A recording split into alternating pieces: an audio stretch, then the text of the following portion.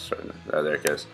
Hi, I'm Chris Harris. I'm once again interviewing for um, Principles of Entrepreneurship here with my business opportunity. And I'm sitting down with a new guest, Mr. Jack Hertz. And Jack, why don't you tell us a little bit about yourself? Well, I'm a freshman APK major from Marblehead, Massachusetts. It's a small town outside of Boston, and I am very happy to be here today. Great. It's great to have you here. And once again, I'm going to thank you for taking the time out of your day to let me interview you. That being said, let's move on with this interview. Um, recent news you've heard about Donald Trump being elected president. Did you follow him at all during the campaign? Yes, I did, a little bit. Okay, and you're very familiar with his platform, I would assume. Yes. Okay. And how do you feel about his ideas to strengthen the border? I think in some ways it is a good idea. There's lots of drug trafficking and human trafficking going on between the U.S.-Mexico border. However, I do think there are some downsides to it in the sense that there are a lot of innocent families, men, women, and children who do immigrate from Mexico to the U.S. and the U.S. to Mexico. So in that sense, I think it is bad that we separate the families from different sides of the border. Right, I totally agree with you, and that's a very sticky situation to touch up on.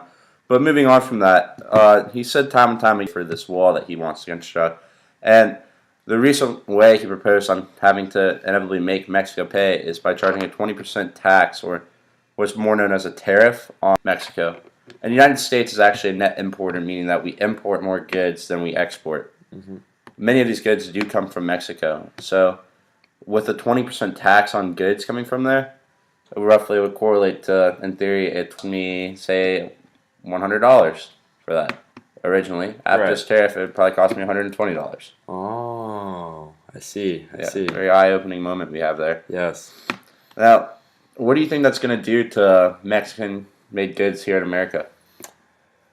Well, I think it would definitely be interesting because I think that could cause for more goods being made in the United States because people won't want to pay the tax and pay that extra money for imported goods. Right, so supply and demand, though. Yeah. Looking at it that perspective, what do you think this will do? Well, I think as far as a supply and demand aspect goes, I think that there will be a greater supply because the people making the goods in Mexico will want to make more goods so that way they can make more money via the tax.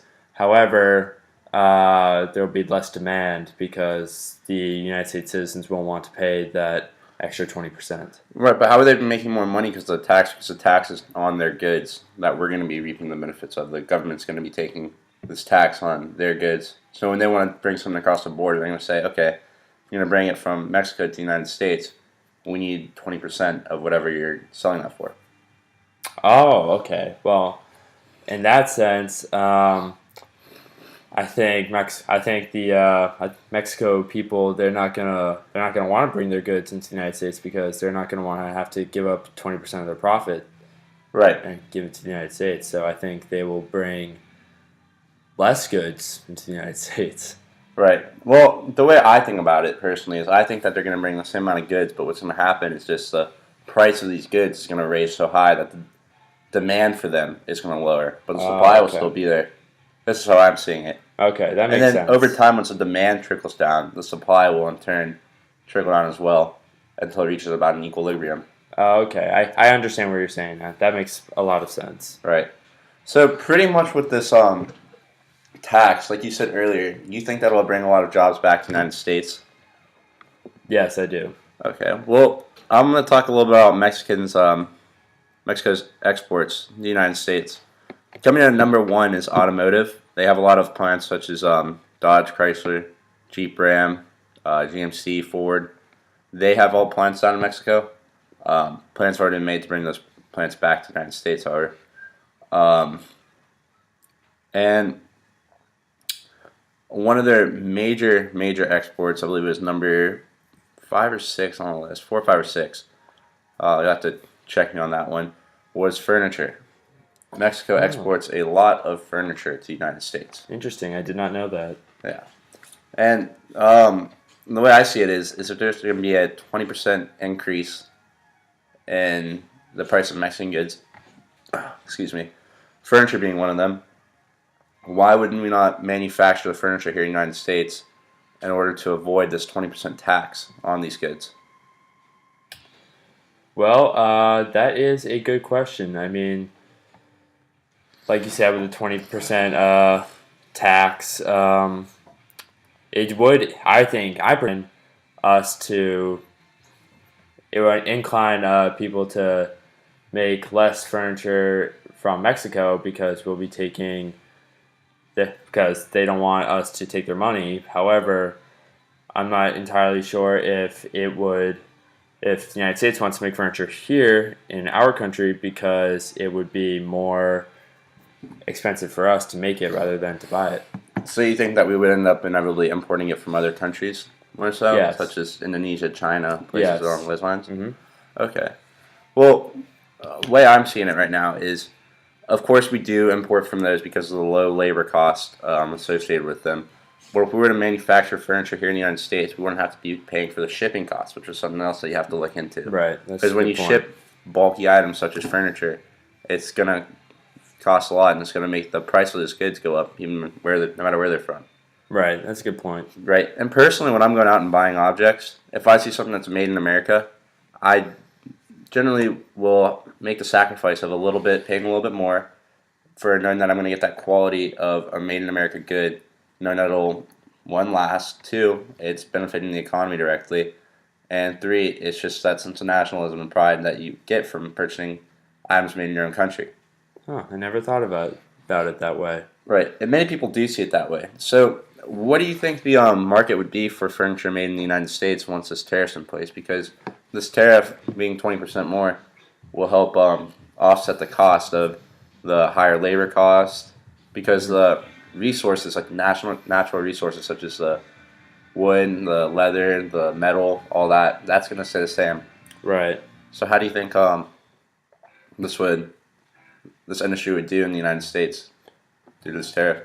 Well, after hearing your side of this subject, I believe that it would be very beneficial and very profitable in the United States with the addition of this tariff because, like you said, shipping, we wouldn't have to pay for shipping and bulky items like furniture. That adds up as far as money goes. And shipping it from across the Mexican border or across seas from China, Indonesia, Thailand, those kind of places. And like you were also saying, people like to buy American goods. It's a sense of national pride and brings some unity in a way. And yeah, so I think it would be very profitable to make furniture in the United States. Yeah, and that's exactly how I feel. What things do you think that could get in the way of this industry? Other things that could get in the way of making furniture in the United States. Human labor laws. I don't personally know the labor laws in Mexico or China, Indonesia, those places, but I can't imagine that they are as strict as they are in the United States, especially when it comes to paying people. I know there's Right. certain minimum So, wages. so you think that labor and like we already discussed that though, and the plan is that we're gonna have that offset by the tariff. What Sure. about the market for furniture? Well, people do need furniture. Everyone who has a house, they always need furniture. Because, sometimes it can get ruined or stolen if their house gets broken into. So, furniture is always in need, and I think that's important. Yeah, it is. It's grown over 60% since 2011. Oh, wow. Mexico's exports of furniture to the United States. That's why it's such a growing industry, Mhm. and I see room to capitalize on it. Yeah, absolutely. Is there any so you just think our general consumer is going to be everybody, pretty much everyone, because everybody needs furniture? I mean, I believe that there's definitely a certain demographic that we want to Cater aim to. towards, cater to.